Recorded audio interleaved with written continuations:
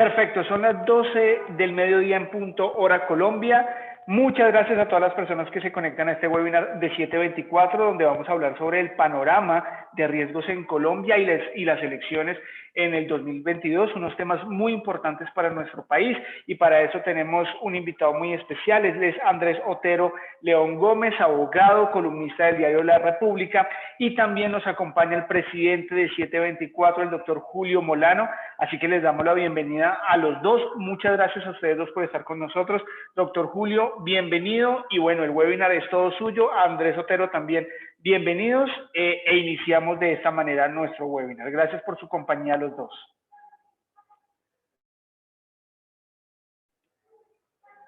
Doc, el micrófono, doctor Julio, el micrófono, por favor.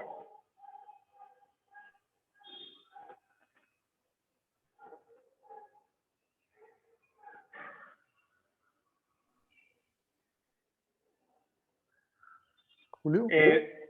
Doctor Julio, el micrófono.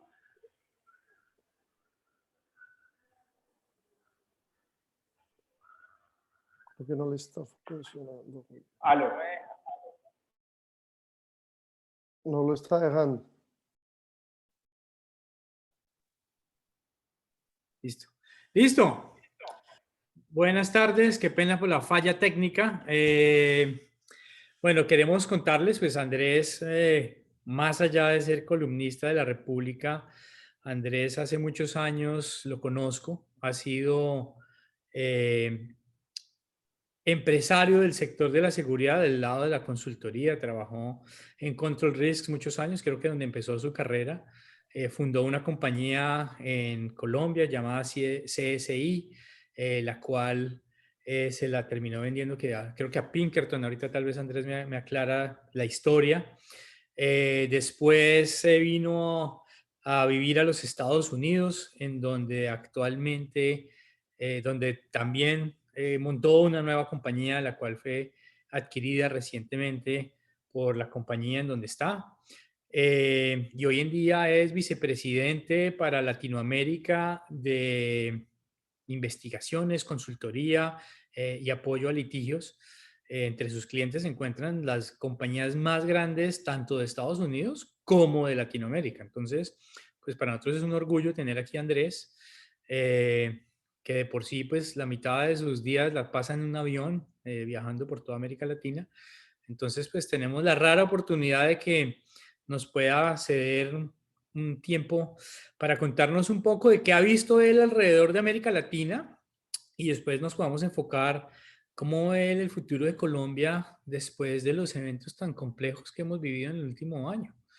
Entonces, Andrés, yo quisiera empezar por preguntarle un poquito sobre usted, qué me faltó contar, y segundo, por su compañía, por la compañía donde ustedes están, que pues es una compañía muy importante en el mundo de la consultoría en seguridad y de riesgos y de apoyo a litigios. Perfecto, pues primero que todo, muchas gracias Julio y a 724 por esta invitación y a los que nos están acompañando hoy. Les cuento un poquito de mí. Yo soy abogado colombiano y llevo en la industria de la seguridad desde el 99. Como bien dijo Julio, empecé en Control Risk, cuando esta industria todavía era como muy incipiente, la consultoría en seguridad. Lo que yo me dedico en el mundo de la seguridad es a investigación privada para empresas. Y poco a poco fui desarrollando ese concepto. Cuando empecé en esta industria, en ese momento la investigación era monopolio del Estado y poco a poco fuimos rompiendo esos paradigmas y hoy en día yo diría que soy una de las personas que ha sido como líder y precursora de lo que es la práctica de la investigación privada para empresas en América Latina. De las cosas que contó Julio, trabajé en Pinkerton, después tuve una empresa, se la vendí a Kroll, monté la operación de Kroll en Colombia.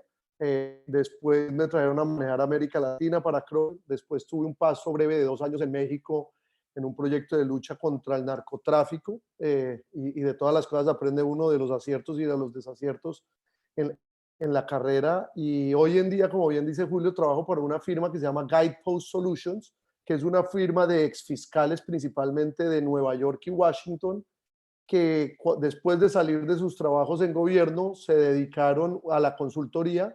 La firma tiene como 3 grandes ramas: una rama de lo que se llama monitoreo, que es un servicio que se le presta a empresas que han sido intervenidas o sancionadas por el Departamento de Justicia. Dentro de los casos más sonados que ha hecho esta compañía fue el derrame de BP en el Golfo, donde la compañía tuvo que velar que BP le pagara a todas las víctimas y a todas las partes en el proceso, y eso se logró solucionar en 2 años. Aparte del tema de monitorships o monitoreo en temas de corrupción, también hacen un servicio de compliance. Es una firma muy reconocida en los temas de cumplimiento que hoy en Colombia, y Colombia ha sido, yo diría, uno de los precursores en políticas en materia de cumplimiento en prevención de lavado de activos, pero cada vez vemos que esta materia de cumplimiento se amplía a muchos otros temas: financiación de terrorismo, corrupción, etcétera. Y por último, a lo que yo me dedico dentro de la compañía, que es la otra rama que tiene la compañía, es todo el tema de lo que nosotros llamamos apoyo en litigio, que son investigaciones en litigios complejos, a recopilar pruebas, conseguir testigos, buscar gente, etcétera. Dicho eso, como lo que hacemos se enmarca dentro de la industria de la seguridad, en muchas ocasiones las compañías nos buscan con diferentes requerimientos. Ahí es donde yo conocí a Julio hace muchos, muchos años. Una multinacional americana quería entrar a Colombia, necesitaba proteger a los ejecutivos que iban a viajar en diferentes aviones, y con 724 hicimos un esquema de protección de ejecutivos, cuidamos los aviones, y hicimos como algunos análisis de riesgo para las rutas donde iban a estar. Esto eran los momentos donde Colombia hasta ahora salía de 3.500 secuestros, bombas, tomas guerrilleras, etcétera.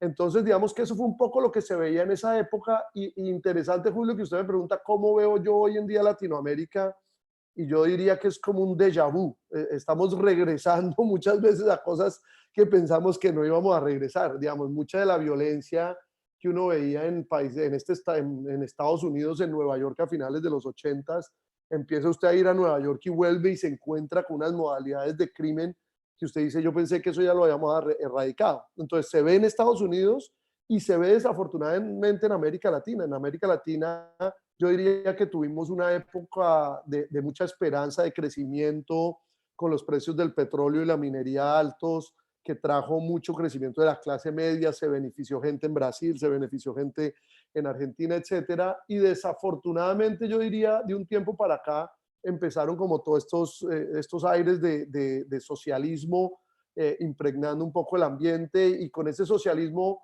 desafortunadamente viene una retórica que hay que despenalizar muchas conductas, hay que descriminalizar muchas conductas, hay que ser más benévolos con el crimen, hay que no invertir en criminalidad sino en educación, etcétera. Y eso ha llevado un poco a lo que yo empiezo a ver en América Latina, desafortunadamente, pero afortunadamente para 724 y para mí, es que yo diría que la situación de inseguridad se empieza a empeorar. Digamos, empezamos a ver otra vez crecimientos de estadística en ciertos crímenes en diferentes países, y diría, digamos, uno no debe generalizar, cada país es diferente, cada situación es diferente, pero empieza a ver unos focos que ve uno en Chile, que ve uno en Argentina, que ve uno en Brasil, que ve uno en México, y yo diría no son muy diferentes de la situación de Colombia. Entonces, con ese panorama y con esa introducción, un poco lo que yo estoy viendo es eso, es como un incremento en las empresas en volver a invertir en temas de seguridad que ellas creían por un tiempo que, como la situación estaba mejor, no era tanta necesidad de inversión en guardias, en escoltas, en circuitos cerrados de televisión, en políticas y procesos, en una cantidad de cosas que creíamos que el país iba por otra vía, y estamos regresando un poco a lo de antes. Julio. Andrés, pero pensando, digamos, en la región, y estoy como mirando un poco hacia atrás, mirando a Chile con los eventos que tuvo el año antepasado, las protestas, el cambio de su constitución, Brasil, que se siente como una gran insatisfacción con un gobierno de derecha, Argentina, que hace año y medio volvió a retomar el rumbo de la familia Kirchner, eh, Perú con su nuevo dirigente, presidente, pues que hoy no sé si es presidente o no, pero con su presidente que ha dicho que va a nacionalizar todas las industrias que él considere que son monopolios, y pues bajo su entendimiento todos son monopolios. Eh, Obviamente, pues Nicaragua, viene pues, México con AMLO y pues ni qué decir de Venezuela. Entonces, a donde voy es, pues el vecindario no se ve bien. ¿Qué cree usted que está pasando en general y cómo ve usted los próximos 3 años en Latinoamérica? Y me voy brincando de una vez para que vayamos alineando la siguiente parte. La pregunta es, ¿cómo cree usted que eso nos va a impactar como país, como Colombia? No, pues, muy buena pregunta y usted y yo lo hemos venido hablando. Yo vengo haciendo un análisis geopolítico de lo que está pasando en la región. Yo creo que lo que estamos viviendo, y como usted bien lo mencionó con muchos ejemplos, independiente de derecha e izquierda, es que definitivamente acá hay unas fuerzas que yo diría, por lo que yo he podido estudiar desde finales de los noventas, en la medida que todo ese flujo de apertura y de capitalismo que vivimos en la región hacia los noventas y comienzos de 2000, y como dije, como, con todo ese crecimiento de la clase media y pues en algunas partes basada en los precios de la industria extractiva, pero en general se vio un crecimiento de la clase media, se vio un crecimiento de la calidad de vida en Latinoamérica. Yo diría que hacia finales de los 90, comienzo de 2000, la izquierda latinoamericana se trazó una ruta que pues el ejemplo pues más viviente lo hemos visto en el vecindario es el país vecino y es Venezuela, que ya lleva más de 20 años, digamos, en ese yugo, pero lo vimos en Ecuador, lo hemos visto en toda la región en diferentes escalas y en diferentes matices, pero yo diría que digamos, ese grupo que se trazó esa hoja de ruta tiene muy claro lo que no quiere, lo que no está de acuerdo. Digamos, ellos reconocen que hay una desigualdad social muy grande y que esa desigualdad social tiene que verse representado en unos cambios tanto institucionales como constitucionales. Lo vimos en Chile, usted muy bien lo mencionó, y lo hemos visto en Colombia. En Colombia, digamos, uno no se da cuenta, pero mucho de ese progresismo legal viene de esas fuerzas, digamos, empujando mucho la institucionalidad colombiana hacia eso. Lo estamos viendo en México en la actualidad. Y lo que usted dice, y viene con unos derroteros en su discurso de nacionalizar industrias.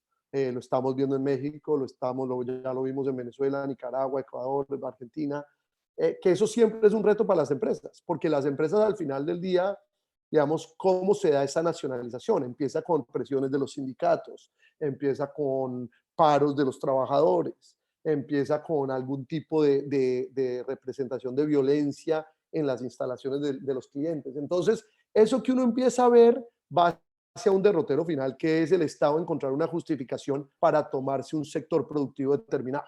En Colombia, usted me dice, ¿cómo se va a ver eso en Colombia? Uno ya ve a muchos de los líderes de izquierda que se proyectan para la campaña presidencial del 2022 hablar de acabar con industrias como la del azúcar, acabar con otras industrias como la de la palma.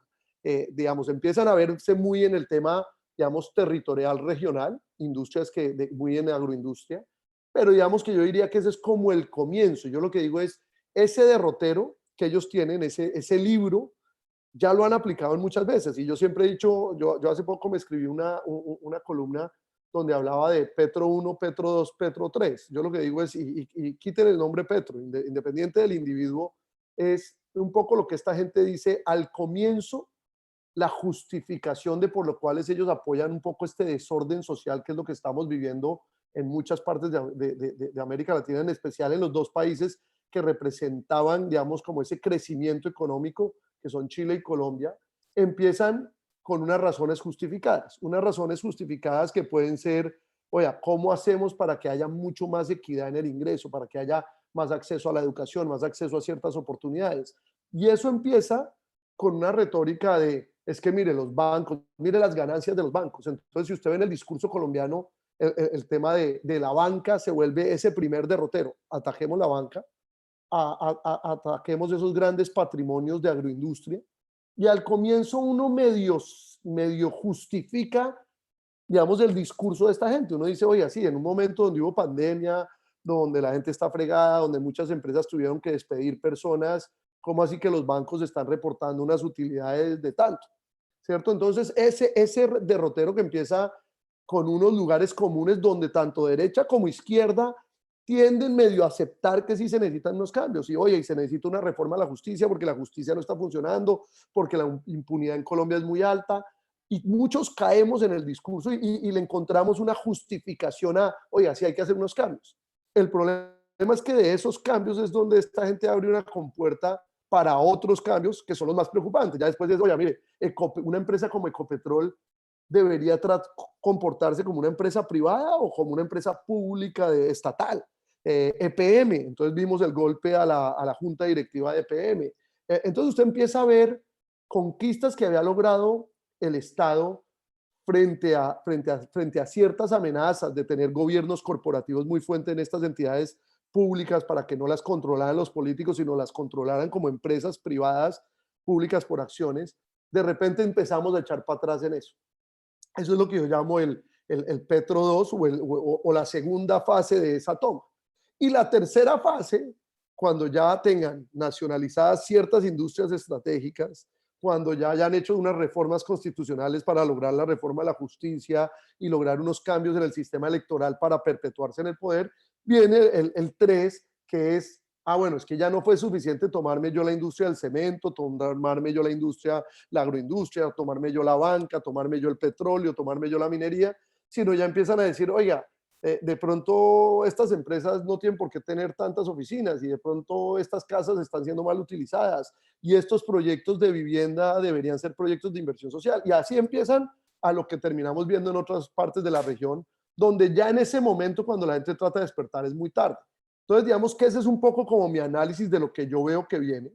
Veo unos riesgos muy grandes nuevamente para muchos de nuestros clientes en diferentes sectores y ahí es muy importante donde lo que yo decía, generalizar a veces es odioso y uno tiene que empezar a ver, oiga, a mi cliente en la industria de las flores, cómo se diferencia a mi cliente en la industria de la banca, cómo se diferencia a mi cliente en la industria minera y cómo se diferencia a mi cliente en la industria de puertos, por poner ejemplo. Y seguramente cada uno va a tener algunas similitudes en los modus operandi, en las formas de la amenaza, pero unas diferencias sustanciales que además las medidas para mitigar el riesgo tienen que ser diferentes. Esto no es, es que el vecino está haciendo esto, venga, yo hago lo mismo, ¿cierto? El vecino subió la reja, venga, yo subo la reja. No, cada uno tiene un riesgo diferente y yo creo que ese es el reto de los profesionales de seguridad y de los estados a nivel de política de seguridad. Tenemos que entender que el narco de hace 20 años no es el narco de hoy y que atacar al narco antes de 20 años se atacaba de una manera y atacar al narco hoy es de otra manera. Y así lo veo en muchos temas, en temas de violencia. Entonces, digamos, lo que vimos ayer con el informe de la CIDH es, obviamente para muchos colombianos es, pero ¿cómo así que el Estado no puede proteger a la gente? ¿Cómo así que la policía no puede hacer el uso legítimo de la fuerza para contener protestas, destrucción a propiedad privada, explosiones, maltrato? Pero ese es el mundo en el que vivimos y uno puede seguir remando contra la corriente o decir, ¿cómo soy más inteligente que ellos? ¿Cómo voy 2 pasos más adelante que ellos? Y ahí es donde yo digo que uno logra mitigar el riesgo. Y ahí es donde un poco, tanto a nivel de Estado como a nivel de empresas, tenemos que ser muy inteligentes, es que el enemigo de hoy no es el enemigo de hace 20 años. Y que algunas cosas que aplicábamos hace 20 años van a ser muy diferentes hoy. Andrés, voy. Pensando en eso que me está diciendo, precisamente en estos días veía un documental sobre la construcción de los Estados Unidos y uno de los ejemplos que daban era cómo Franklin Delano Roosevelt había utilizado a JP Morgan como el enemigo público a utilizar porque había culpándolo de la recesión de los años 30, del crash del 29. Y casi que veo una línea muy parecida en lo que la izquierda está haciendo en Colombia, buscando un enemigo, ¿no? O a veces es el presidente de su país, a veces es la banca, a veces es la gran industria. Cuando ninguno de esos funciona, entonces buscan un enemigo en otro país. Eh, ¿Cómo ve usted esas similitudes de lo que está pasando allá con lo que está pasando en Colombia? Y le expando la pregunta de preguntarle es, ¿cómo ven sus clientes, que son empresas multinacionales grandes, ese riesgo y cómo cree usted que lo van a terminar mitigando? Porque pues tarde o temprano les va a llegar. lo que usted dice es un paralelo y ahí es donde yo voy, que esto ni siquiera es un tema solamente de América Latina, sino yo diría que es un tema global y que ahí me faltó un poco en el análisis geopolítico mencionar dos componentes que son críticos en esa desestabilización, que son China y Rusia. Digamos, por primera vez China y Rusia en América Latina ya no son digamos, visitante de paso, sino ya son dos gobiernos y dos regímenes que están acá para quedarse. Yo que he trabajado mucho en Ecuador, he visto el poder de los chinos en Ecuador. Y eso que uno muchas veces cree que es algo tan sencillo como, oiga, pero ¿por qué no le entregan esta obra a los chinos en Bogotá? El caso del metro. Y lo que eso conlleva porque la diplomacia china y la estrategia geopolítica china, su primer frente de batalla son las empresas. Ellos llegan con las empresas, ellos llegan, traen gente con las empresas. Entonces, los chinos yo diría que es uno de los grandes componentes de amenaza al sistema que tratamos de defender algunos, democrático, capitalista, en defensa de la propiedad privada. Y el otro es Rusia. Y el otro es Rusia, que Rusia, digamos, a diferencia de los chinos, no es tan solapado, digamos, no es tan sigiloso, no es tan difícil de detectar, pero es mucho más agresivo en sus tácticas. Entonces, todo el tema de la ciberseguridad, de la ciberamenaza, es algo completamente real. Es algo completamente real en Estados Unidos hace 5 años, es algo completamente real en América Latina. Y yo creo que mucha gente en América Latina todavía ve el tema cibernético como un tema de tecnología, no como un tema donde combina usted lo legal con la seguridad y con la tecnología. Y yo diría que ese es de los grandes retos que tenemos. Entonces, eso en cuanto a la geopolítica, que quiero ir al paralelo con Estados Unidos. A lo que voy es que en Estados Unidos la retórica hace 6, 8 meses era lucha racial. En Colombia esa lucha racial se convierte en lucha de clases. Pero al final del día usted ve los componentes de su retórica son muy parecidos. Hay que acabar con la policía, o hay que desfinanciar a la policía, o hay que reglamentar el uso de la fuerza de la policía. Entonces, cambian en algunos matices el cómo hacerlo, pero el derrotero es el mismo. Tenemos que acabar con la policía. Tenemos que deslegitimar a las fuerzas militares. Tenemos que deslegitimar el uso de la fuerza en la población. Entonces empiezan unas cosas que se asemejan mucho a Estados Unidos. Y a nivel de lo que usted dice, a nivel de gobiernos, también pasa lo mismo. Es el gobierno mismo, y por eso le digo que a mí es la gran preocupación, más que los posibles gobiernos de izquierda que lleguen a Colombia, digamos, que creo que esta vez van a tener una gran oportunidad, es que los gobiernos, el actual y el anterior particularmente, fueron muy tímidos en defensa del empresariado. Y yo le pongo un ejemplo, Julio. Yo estoy en pleito en 3 grandes empresas de servicios por Internet, digamos, de plataformas tecnológicas en un gobierno digamos, que se dice ser el gobierno de la economía naranja, que fomenta el desarrollo de la tecnología. Entonces, yo un poco lo que voy es, y al final esos pleitos se dan porque los gobiernos son tímidos en regular, son tímidos en defender. Entonces, invitan a estos inversionistas, van a estas conferencias a Estados Unidos y van a estas conferencias a Europa, invitan a la gente a invertir en Colombia y cuando estas compañías llegan a invertir en Colombia lo que se encuentran es con unos vacíos legales y unos temores políticos del gobierno de turno de regular unas industrias. Y yo diría que al final ese es el gran reto que vamos a tener, es eso, digamos, ya tienen claro esta gente el diagnóstico, ya tienen claro a quiénes van a atacar a la banca. Por eso le digo, la banca yo creo que va a ser un gran, como dirían los gringos, bolsa de boxeo, un punching bag, pero de la banca viene todo lo demás. De la banca vienen las pensiones, de la banca viene la seguridad social, de la banca viene la salud, de la banca viene una cantidad de cosas que les va a justificar a ellos, digamos, ese ataque.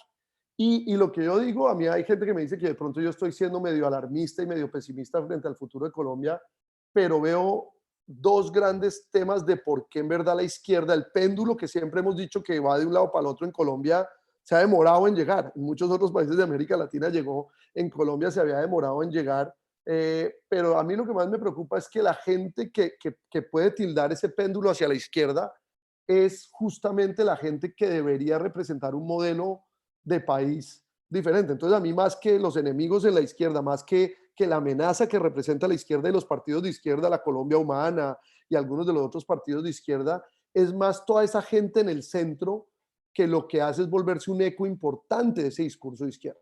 Esa gente de centro que hoy en día aplaude mucho de la justificación de las marchas en las grandes ciudades en Colombia, que justifica un informe como el de ayer de la CIDH, que pone los servicios de la prensa a favor de esa retórica, porque ellos no saben realmente el mal que le están haciendo al país. Yo diría que Colombia, al igual que muchos países en el mundo hoy en día, están divididos 50-50. Sí, las redes sociales algo que generó fue eso, es que dividió mucho las sociedades y es difícil no dividirlas porque los algoritmos están hechos para que uno vea lo que uno quiere ver. Entonces el que piensa de derecha se vuelve más de derecha y el que piensa de izquierda se vuelve más de izquierda.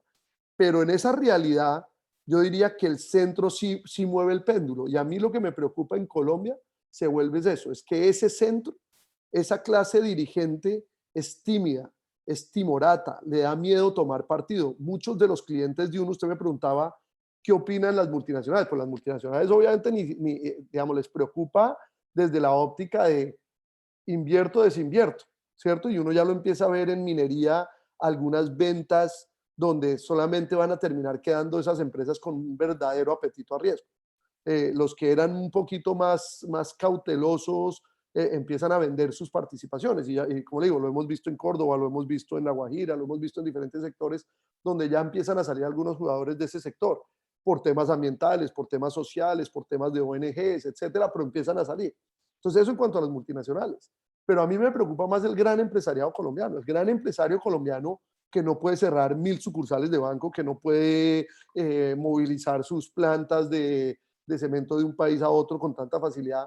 Esa es la gente que debería salir en defensa de su modelo de país, en defensa del modelo económico, en defensa de la prosperidad que le ha generado a mucha gente en sus comunidades. Y eso ha sido parte de un mensaje que yo le digo a mucho cliente ante la situación que vivimos ahorita con las protestas, es las protestas no se volvieron contra el político corrupto, contra el contralor o el procurador que nombra a gente en todas las entidades, frente al que se está comiendo las entidades del Estado. No, la protesta se volvió un tema de lucha de clases contra el empresario rico. El empresario se volvió ese caballito de batalla, y el empresario timorato, pues digamos, sale, opina, pero digamos, el rol de los gremios ya no es el rol que veíamos en los 90s, que ante los ataques a la institucionalidad, como lo vimos con el cartel de Cali, los gremios y la sociedad fue la que un poco dijo, bueno, esto tenemos que defender la institucionalidad y cómo vamos a sacar esto adelante.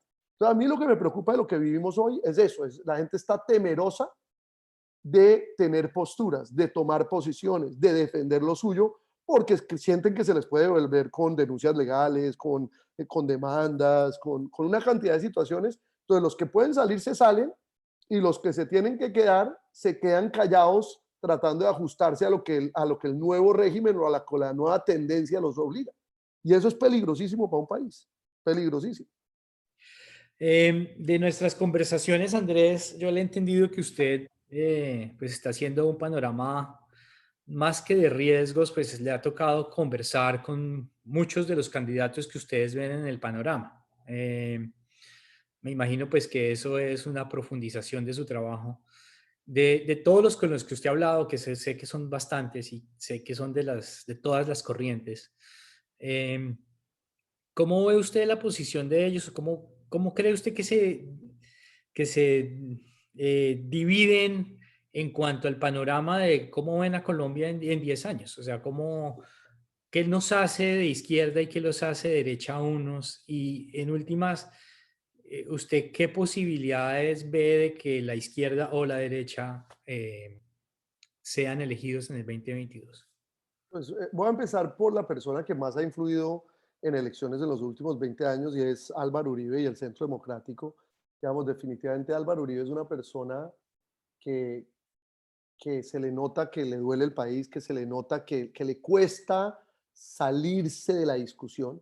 En conversaciones que he tenido con él siente que su deber es seguir siendo una voz crítica frente a lo que hay que ser crítico y de defensa frente a lo que hay que defender. Pero es interesante, a Uribe, que lo ponen en la derecha o en la ultraderecha, es un personaje muy socialista en muchos de sus temas, digamos, es el que está abogando por disminuir la jornada laboral, es el que está abogando por aumentar el salario mínimo, es el que está abogando por aumentar los beneficios sociales como parte del salario en las empresas. Entonces, si usted ve a esa persona que lo tildamos en el país de derecha por su posición frente al tema de seguridad, pues digamos, en su discurso social es un discurso, digamos, bastante acentuado, y yo creo que en el liberalismo siempre ha existido eso, y yo creo que Colombia, parte del odioso es eso, es que catalogar a gente de derecha y de izquierda se usa mucho para polarizar, y yo diría que muchos de los candidatos que uno marca en la derecha son de derecha porque defienden unos ciertos principios, pero al final del día yo creo que hoy, en lo que yo hablo, Julio, que trabajo con mucho del gran empresariado colombiano, yo no siento que la gente no quiera el beneficio para todos sus empleados.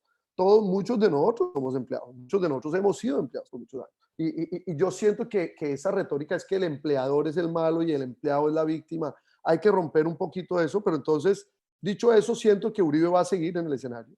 Sigo creyendo que el Centro Democrático, sin ser lo que fue en años anteriores, digamos, donde puso de presidente a Uribe 2 veces, después puso a Santos, después le roban una elección con Oscar Iván y después vuelve y pone a Duque. Digamos, siento que él no va a ser ese gran elector y creo que va a influir en el proceso, pero no va a ser ese gran elector. Es más, creo que hoy en día en mi lectura hay más antiuribismo que antipetrismo, y eso para el escenario de polarización que vivimos puede ser malo, y por eso es que a mí, digamos, me gustaría ver a un presidente Uribe opinando en temas de fondo, pero no participando en el proceso. Pero creo que eso le va a costar a él, le va a costar a su fuerza, porque él es una persona, pues, digamos, de un liderazgo natural y de una participación natural. Después, digamos, viene el Partido Conservador, que tiene unas figuras interesantes, algunos lo que llamarían los famosos tecnócratas, estos de los ministerios de Hacienda y Banco de la República, que son tipos con una formación económica que uno diría para una situación como la que vive Colombia serían personajes interesantes de tirar su sombrero al ruedo, pero son personajes que desafortunadamente son muy acartonados, poco políticos, que tienen dificultad de llegarle a la gente, y lo que queda demostrado en política es que la política no es racional, sino es de sensaciones. Digamos, la política no es de al final del día las mejores propuestas, sino es un tema de sensaciones, y ahí es donde veo que el Partido Conservador le va a pasar lo que le ha pasado en los últimos 30 años, que es que termina adhiriendo a alguna fuerza política o es parte de una coalición de centro-derecha. Pero creo que el Partido Conservador en esta ocasión va a contribuir más de lo que ha contribuido en otros procesos electorales anteriores. Después diría viene un eje del ala derecha del Partido Liberal, que ahí yo pongo, digamos, a Cambio Radical, porque Germán Vargas, digamos, aunque participó mucho en el gobierno de Santos, no, una persona de pensamiento, uno diría capitalista, pro empresa, pro seguridad. Diría que él es como lo que llaman los gringos el wild card, el as bajo la manga. Yo diría que aunque a él le fue muy mal en la elección pasada, en esta elección él va a ser un personaje determinante de para dónde se mueve el péndulo. Y creo que lo empieza a notar, y por eso empezamos a oír a un Germán Vargas hablando más duro, siendo más enfático en ciertas proposiciones, pero entonces diría que Germán Vargas va a ser ese as bajo la manga. Y ahí muy pegadito pongo a César Gaviria, que también lo incluye como parte de ese estamento del liberalismo de derecha, que ha sido un liberalismo capitalista y proempresa. Siento que ellos, buscando cuotas burocráticas en el próximo gobierno, van a ser importantes hacia donde tilde la ecuación. Y después, hacia la izquierda, veo un movimiento muy fuerte, ese movimiento que llaman de la esperanza, que aunque pues las figuras visibles terminan siendo personajes de la talla de Sergio Fajardo y seguramente, digamos, tratarán de acercar a Peñalosa y tratarán de acercar a personajes de ese corte medio de pensamiento de centro, pero socialista en muchas políticas de Estado. Siento que ese grupo al final del día va a terminar o liderado o cautivado tanto por Juan Manuel Santos como por Ernesto Samper. Y yo siento que tanto Juan Manuel Santos como Ernesto Samper, que son tipos muy hábiles en el ajedrez político, que son personajes que llegaron a donde llegaron justamente por esa habilidad y que no se han desconectado, así la gente crea que no participan y no son no ladran tan duro como Uribe, pero juegan muy bien el ajedrez. Creo que ellos dos son los que más van a tratar de tildar una coalición de centro hacia una alianza con la izquierda, con la política de que acá hay un tema de lucha de clases, con su discurso de que acá hay que mejorarle la calidad de vida a los pobres, con una retórica que aunque muchos estamos de acuerdo, donde no vamos a estar de acuerdo es en el cómo se llega ahí. Y siento que ellos van a ser determinantes en las posibilidades de la izquierda en llegar al poder. Y mi lectura es que de todos los que le he mencionado hasta el momento, el único que tiene una base asegurada, segura, se llama Gustavo Petro y la Colombia Humana. Ellos tienen una base burocrática que la han demostrado una y otra elección. Siento que en la elección pasada, existiendo una gran animosidad a Petro, le fue relativamente bien en la elección. Se batió contra clanes como el clan Char en la costa y le compitió de tú a tú, digamos. Es que acá no hay que perder el horizonte de que no, gente, hay veces uno ve los macros, pero en los micros Petro ganó en unos sitios que eran claves. Y yo por eso es que veo a un Petro fuerte, siento que Petro él mismo ha aceptado que si quiere ser presidente va a tener que hacer alianzas con gente que no le gusta, al punto que hoy tiene pues Armando Benedetti y a Roy Barreras de jefe de campaña, pero adicional a Benedetti y a Roy, yo creo que van a ir acercando a muchas de estas fuerzas de centro. Entonces, por eso le digo, yo sí veo la amenaza, pues yo lo llamo una amenaza, hay gente que dirá que pues la izquierda no es una amenaza, pero veo una gran probabilidad de la izquierda de tener una muy buena posibilidad electoral en esta próxima elección. La gente dice, que con el paro esto le salió el tiro por la culata y que la izquierda va a salir perjudicada de esto. Yo no creo porque yo creo que lo que termina pasando con lo que se vive hoy en día en el país de falta de autoridad, de falta de liderazgo, de un desmadre, de una casi que una anarquía aceptada y aplaudida por muchos, es que de esa anarquía se van a subir las alternativas. Y como Uribe lleva en el poder 20 años, de una manera u otra, la alternativa va a ser algo diferente, como subió en su momento Chávez en Venezuela en contra de esos liderazgos históricos de Venezuela y como se vivió lo mismo en otros países de América Latina. Entonces, le digo, yo sí estoy preocupado del futuro de Colombia, sí estoy tremendamente preocupado. Creo que no va a ser, digamos, este concepto que ahí es donde Uribe también le ha faltado cambiar un poco el discurso de castrochavismo, ese temor que en algún momento a Uribe le generó un poder de asustar a la gente con Venezuela. No, esto no hay que asustar a la gente con Venezuela, esto hay que asustar a la gente con Colombia, con lo que estamos viviendo en Colombia, con los desmadres que estamos viviendo en Colombia, con la tendencia de nuestra rama judicial y de nuestras cortes y de nuestros profesores en educación pública y cómo nuestros sindicatos están reviviendo y cómo una cantidad de situaciones que habíamos dado por muertas siguen vivitas y coleando y con una criminalidad que seamos realistas. Si usted no combate el crimen, pues sí, no se llena el hospital militar, pero la realidad es que el crimen nunca se fue, el crimen siempre estuvo. Lo que pasa es que si usted por 8 años le quita el pedal al acelerador, pues esa criminalidad estuvo tranquila y campante y seguro compraron casas de campo y piscinas y hicieron muchas cosas. Y si el día de mañana medio ven en riesgo esa tranquilidad que traen, pues van a hacer algo. Entonces le digo, yo creo que la criminalidad en sus diferentes formas, llámese narcotráfico, pero también llámese toda esta criminalidad política viniendo de Venezuela, ya digamos, va a influir mucho en el proceso electoral del 2022. Entonces, me preocupa es que hablamos mucho del diagnóstico, todos sabemos el diagnóstico, a todos nos preocupa el diagnóstico, pero la medicina nos van a terminar dando lo que no queremos. Y esa es mi primera preocupación, Julio. Oiga, última pregunta, más específica. Lo veo hablando con nombres propios de la izquierda, pero muy poco de la derecha. A mí me preguntan con alguna frecuencia que quién creo yo que quedará y me dan nombres. Siempre me dan los nombres de gente que les parece que serían grandes presidentes. Y yo les digo, claro, serían grandes presidentes, pero para eso tienen que ser elegidos. Y es diferente ser candidato a ser presidente. Hoy en día tenemos en la Casa de Nariño a un gran candidato, tal vez no tan buen presidente. ¿Quién ve usted que pudiera ser buen candidato de la derecha? No necesariamente buen presidente sí, No, seguramente. yo le digo, a mí, Pero sí, gran candidato, no sé. a mí qué me preocupa en la derecha, y por eso es que usted mismo dice intencionalmente, de pronto no di nombres, es que en el uribismo, digamos, no hay un liderazgo innato que usted haya visto desarrollándose. Hay tipos como Oscar Iván Zuluaga, que seguramente son tipos con experiencia, con conocimiento, que ya una vez solucionando su problema legal, podría ser un buen presidente y podría ser un buen representante del Centro Democrático, pero creo que lo va a matar a Oscar Iván es eso, es justamente esa asociación al Centro Democrático y un poco esas peleas dentro del Centro Democrático.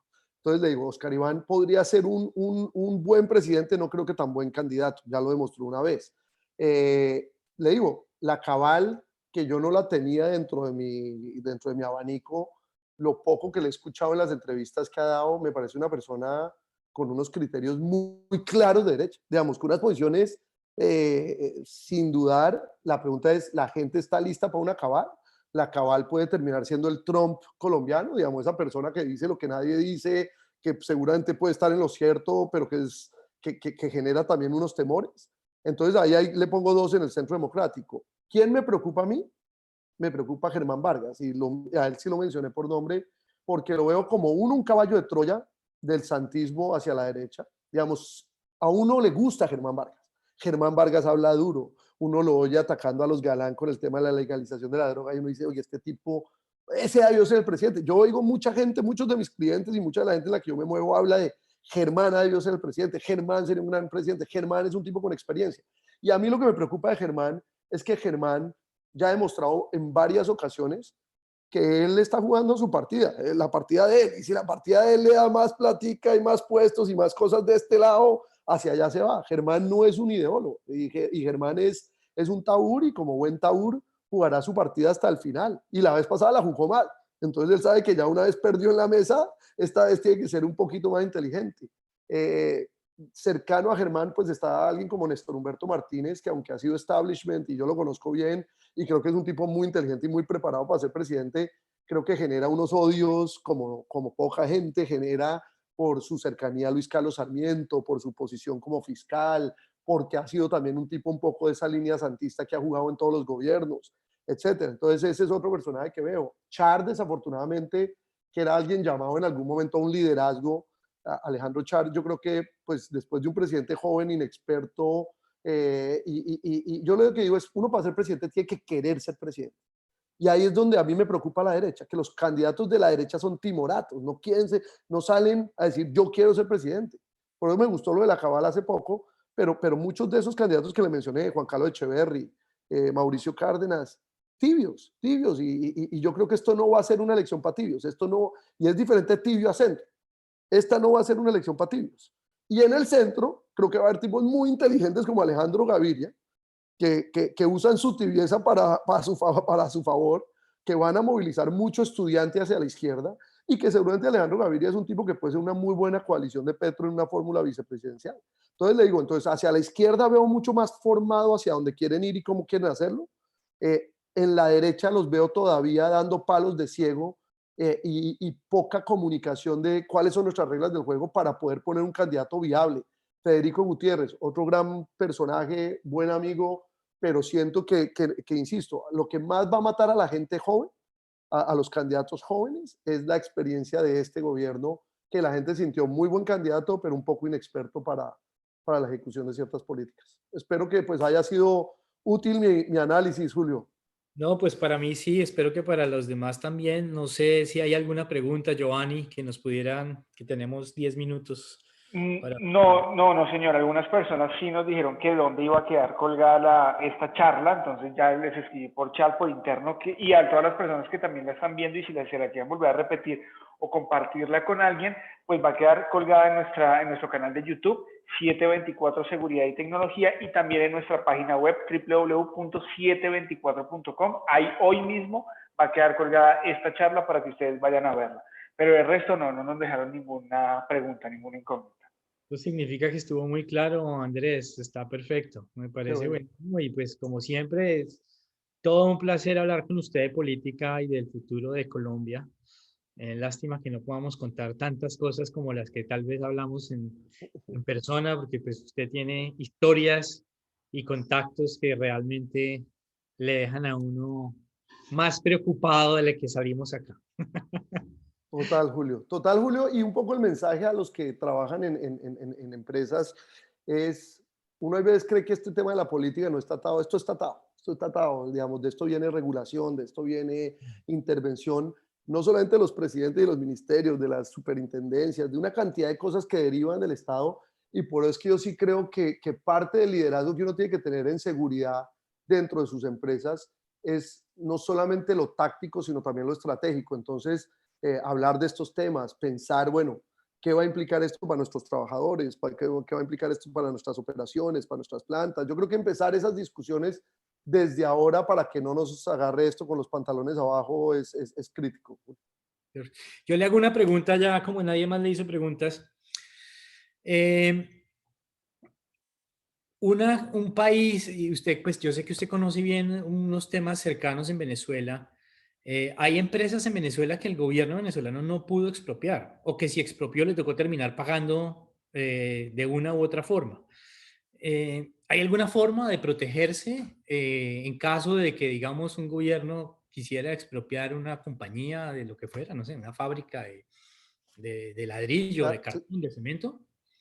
Claro que sí. Yo le digo, nosotros participamos en 3 pleitos de expropiación en Venezuela y los Mm. 3 pleitos los ganamos. Y los que logramos ganar, lo primero que fue crítico era la cantidad de información financiera que las empresas alcanzaron a replicar. Obviamente tenemos que pensar que cuando en Venezuela empezó a suceder esto, mucha de la información financiera se manejaba física. Usted la tenía en la oficina en Caracas, en la oficina en Valencia. Ta, ta, ta. Hoy en día mucho de eso está en la nube, digamos, se manejan servidores fuera del país, etcétera, pero tener información. Lo que más dificultaba a las empresas para reclamar era tener realmente la información veraz, porque lo primero que hacen es llevarse la información. Entonces era tener información veraz que sirviera para uno hacer valoraciones independientes de cuánto valían los activos de esa compañía en esa zona, etcétera. Entonces eso fue como lo primero. Lo segundo que también fue crítico en esos procesos de expropiación era un buen inventario de equipos.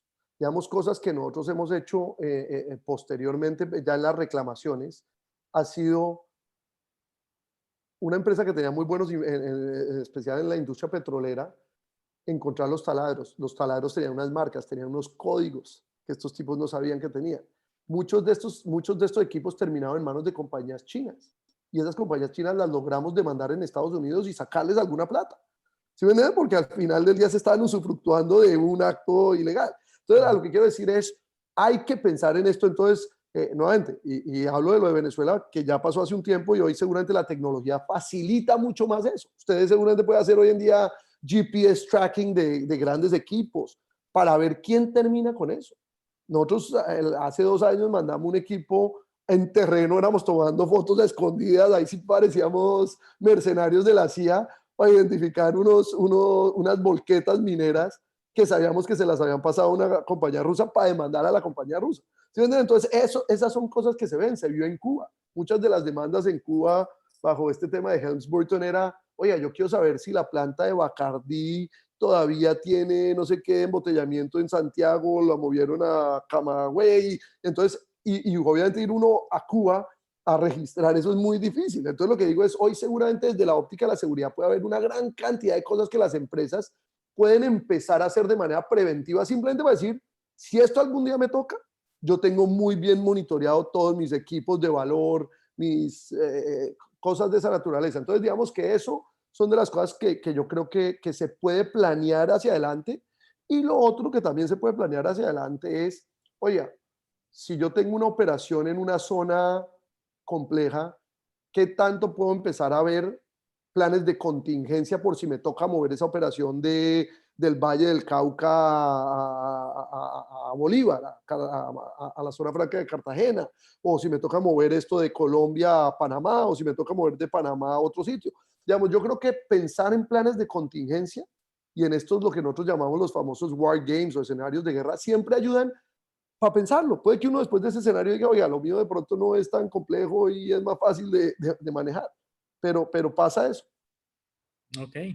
¿Y la nacionalidad es importante? Es decir, esto suena, probablemente suene feo, pero es mejor ser eh, m- parte de una empresa extranjera a ser simplemente colombiano en términos de reclamación. Mm, Pues sí, en el sentido que las empresas extranjeras, aun cuando tengan que salir de un país, tratan de no dejar colas en liquidaciones de empleados y cosas de esa naturaleza. Entonces, en ese sentido, yo diría que las empresas extranjeras por lo menos tratan de cerrar el capítulo. Pero las empresas locales, como tienen todo en juego localmente, por lo general, si usted el día de mañana, digamos, y lo hemos visto en algunos de los pleitos, donde nosotros somos parte en defensa del cliente que le expropiaron, pero hay acciones populares o acciones de clase en Estados Unidos de víctimas de empleados que salieron de una empresa y nunca los liquidaron y entonces terminan demandando. Entonces, también hay veces, digamos, las empresas locales tienen la ventaja de que lo que pasa es que toca esperar a largo plazo. Digamos, mucha gente está esperando hoy en día en Venezuela que el día que caiga ese régimen pueda ir tras activos frente a las empresas que terminaron controlando sus activos. Ok, Ahí es donde usted saca la plata más que contra el gobierno mismo. ok. Bueno, Andrés, pues muchas gracias una vez más. Esperamos poderlo ver próximamente. Ojalá podamos hacer algo en el futuro. Gracias. Bueno, Hasta Y luego.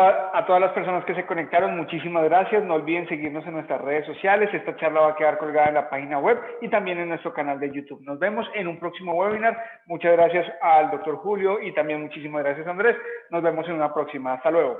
Hasta luego.